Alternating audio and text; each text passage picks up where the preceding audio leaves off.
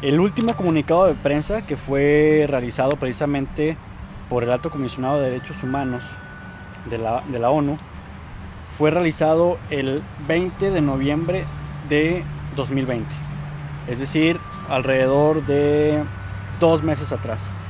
Y tocaron temas sobre libertad de asociación, violencia contra la mujer, defensores de derechos humanos y en general mujeres. Pero si nos damos cuenta, y esto es una captura sacada directamente de la página del ACNUD, que viene siendo el Alto Comisionado, si nos damos cuenta, la última fue en noviembre, previo a eso hubo un comunicado de prensa en octubre, 2 de octubre, con temas sobre defensores de derechos humanos, nuevamente violencia contra la mujer, que es un tema que actualmente es preocupante y que para nada puede pasar desapercibido, porque evidentemente es una violación grave de derechos humanos. Pero también observamos temas como pueblos indígenas, discriminación, que el Estado mexicano presume de adoptar posturas en contra de la discriminación. Sin embargo, seguimos apostándole a estas actitudes o estas acciones que discriminan a las personas. No nos vayamos lejos, por ejemplo, el tema de los migrantes, que también es un tema preocupante y que Saltillo precisamente tiene un alto comisionado para los migrantes que trata de emplear programas para apoyarlos, igual que San Luis Potosí. Otro comunicado de prensa sobre las detenciones arbitrarias, que es un tema muy interesante porque se supone que a partir de la reforma de 2008 en el sistema penal mexicano, que pasamos a un sistema acusatorio adversarial, se supone que las detenciones arbitrarias tendrían que disminuir, pero en pleno 2020, en octubre de 2020, que se lance un comunicado de prensa sobre detenciones arbitrarias, pues es bastante preocupante, porque entonces en el sistema penal mexicano no ha habido los avances que se espera. Y como lo mencionaba anteriormente, hay también temas sobre desapariciones forzadas, el acceso a la verdad, la justicia y la reparación, la libertad de opinión y de expresión, y temas generales como los derechos civiles y políticos, que también un tema sumamente interesante sobre los derechos civiles y políticos es ahora la cuestión de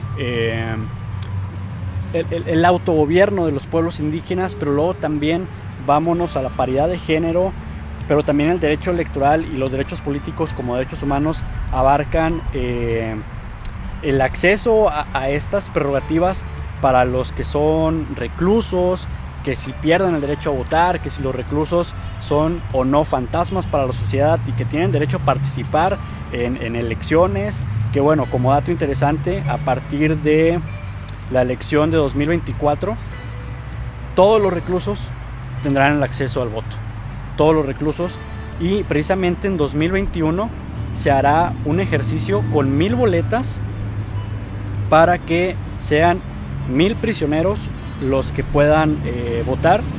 Tengo entendido que se hará un rol para saber quiénes pueden votar, y aún está en discusión si el voto o no tendrá validez dentro de la elección, pero serán por lo menos 1000 boletas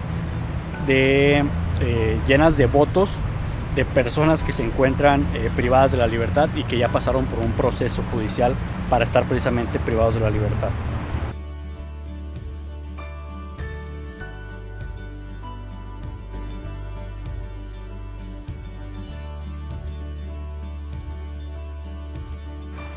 Uno de los temas interesantes del constitucionalismo contemporáneo es precisamente los derechos humanos. Cada año escuchamos derechos humanos en instituciones, en ordenamientos jurídicos, avances, retrocesos y retos para los derechos humanos. Pero ¿por qué 2021 es el año especial para los derechos humanos? Precisamente porque en 2021 se cumplen 10 años de la reforma constitucional en materia de derechos humanos. Específicamente en junio de 2011 fue cuando México optó y decidió incluir en el marco constitucional los principios en derechos humanos y una reforma total en derechos humanos. Algunos de los artículos que fueron modificados fue el artículo 1, el artículo 3, el artículo 5, el artículo 30, el artículo 133 o el artículo 105 constitucional. Pero bueno, esta reforma o este suceso histórico en el derecho constitucional mexicano Claro que venía perseguido de antecedentes tanto de reformas constitucionales como de creaciones institucionales en el Estado mexicano. Creaciones como el Instituto Federal Electoral, que hoy lo conocemos como el INE, como el Instituto Nacional de Acceso a la Información o como la creación de la Comisión Nacional de Derechos Humanos. México desde antes de 2011 ya venía rectificando, ya venía firmando tratados internacionales en materia de derechos humanos. Sin embargo, en 2011 fue cuando se atrevió a dar el paso para incluir dentro del marco constitucional un amplio campo sobre derechos humanos. Y hay cuestiones interesantes que abordar sobre los derechos humanos porque esto implicó un cambio no solo en el marco constitucional, sino en el marco general, en el marco normativo de todo el Estado mexicano. ¿Qué cambios pudimos observar? Bueno, la inclusión de principios nuevos constitucionales como el principio pro persona, el principio de universalidad, el principio de indivisibilidad, el principio de interdependencia o el principio de interpretación conforme. Claro que cada uno ameritaría más de una sesión para explicarlo porque son cuestiones amplias, pero también otra de las cuestiones interesantes que se añadió dentro del marco constitucional es precisamente el control de convencionalidad. Ya conocíamos el control de constitucionalidad basándonos en lo que decía la Constitución y partiendo de ahí para resolver casos en concreto o para establecer normas secundarias. Sin embargo, el control de convencionalidad vino a ser una revolución dentro del ordenamiento jurídico mexicano y también dentro de las actuaciones judiciales del Estado mexicano. ¿Pero qué es el control de convencionalidad? Básicamente el control de convencionalidad lo conocemos como encontrar el punto de armonía entre las normas nacionales y lo que establecen los tratados internacionales en materia de derechos humanos. Pero el control de convencionalidad no solamente se centra en los marcos normativos, sino el control de convencionalidad dio la pauta para que los jueces nacionales, los jueces locales de cada estado, de cada municipio, en general del Estado mexicano, tuvieran la puerta abierta para echarle ahora sí que un ojo a cuestiones resueltas por la Corte Interamericana de Derechos Humanos, resoluciones dentro de sus asuntos y eso que fuera vinculante para basarse en ellas y tener otras resoluciones diferentes, ya claro que en el ámbito local. También a partir de la reforma del artículo primero conocemos lo que es el bloque de derechos o el bloque de constitucionalidad. Este bloque de derechos se encuentra en el primer párrafo del artículo primero constitucional y básicamente es la parte en la que el artículo primero nos menciona que el Estado tiene que garantizar o va a reconocer todos los derechos humanos a todas las personas y derechos que se encuentran plasmados en los tratados internacionales donde México sea parte. Este es el bloque de derechos porque en un solo artículo reconoce toda una serie de derechos como el derecho a la libertad de expresión, el derecho a la educación, el derecho a la libre manifestación, el derecho al debido proceso y un bloque bastante amplio que podríamos encontrar en la Convención Americana sobre Derechos Humanos, en el Pacto Internacional sobre Derechos Civiles y Políticos, en el Pacto Internacional sobre Derechos Económicos, Sociales y Culturales. En fin, cualquier tratado internacional en materia de derechos humanos es ley dentro del Estado mexicano. Pero bueno, esto institucionalmente suena muy bonito, suena muy decorado, suena muy sofisticado, pero la realidad es que a pesar de los cambios sociales o cambios políticos e institucionales, creo que los derechos humanos tienen que venir a hacer un cambio cultural, porque no es suficiente con que las instituciones se apeguen a normas de derechos humanos si nosotros como sociedad no nos apegamos a derechos humanos. Es aquí donde entramos a los avances que ha habido en materia de derechos humanos. Uno de los parámetros que sirve para medir lo que han sido tanto avances como retrocesos o hasta retos en materia de derechos humanos para el Estado mexicano parte desde que observamos cuáles fueron las obligaciones incluidas a partir de la reforma de 2011. Estas obligaciones para los servidores públicos o para el Estado mexicano en sí se dividen en dos, que son obligaciones genéricas y obligaciones específicas.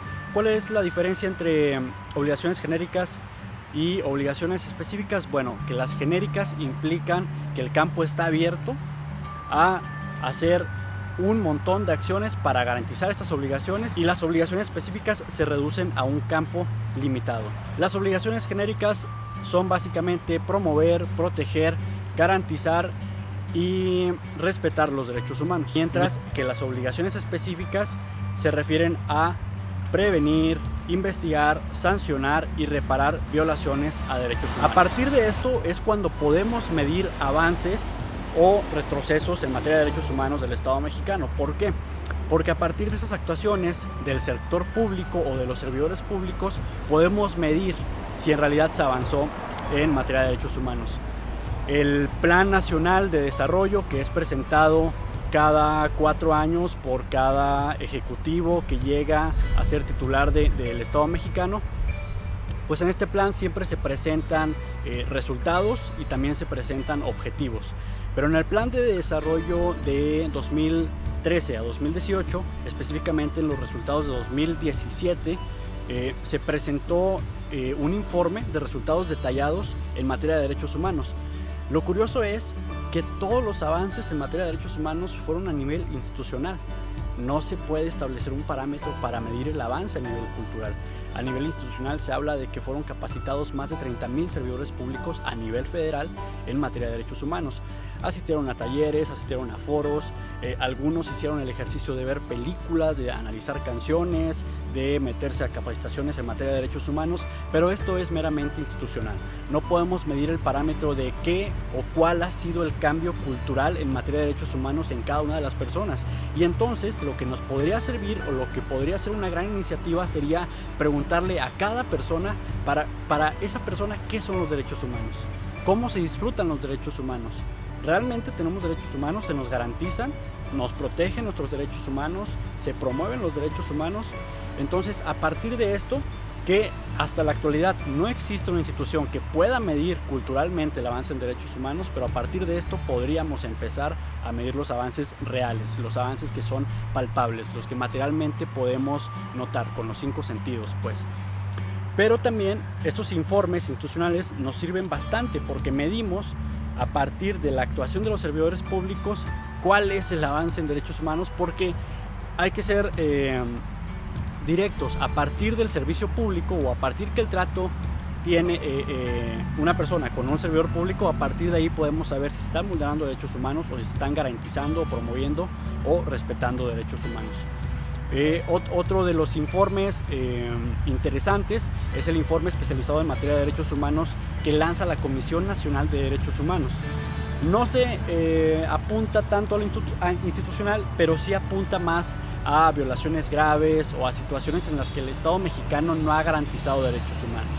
Y es evidente que a pesar de que llevamos 10 años con una reforma constitucional en materia de derechos humanos, pues también hemos sido objeto o hemos sido sujetos y actores a la vez de violaciones graves a derechos humanos.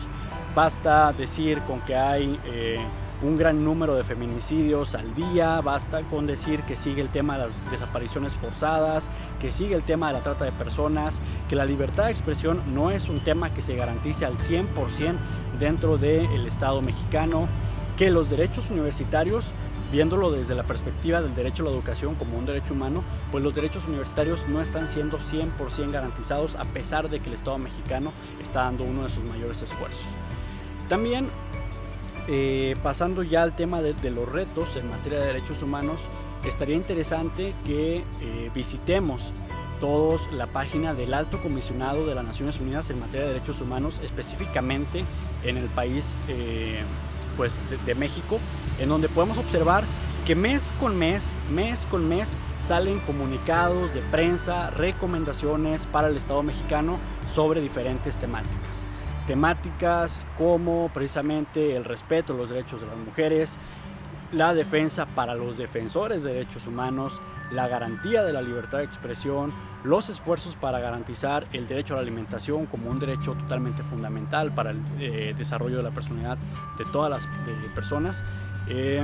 Temas sobre educación también podemos observar. Y bueno, es realmente preocupante que mes con mes, observándolo desde la plataforma del Alto Comisionado, pues podamos deducir y sacar como resultados que como Estado todavía nos falta bastante para garantizar los derechos humanos de todas las personas.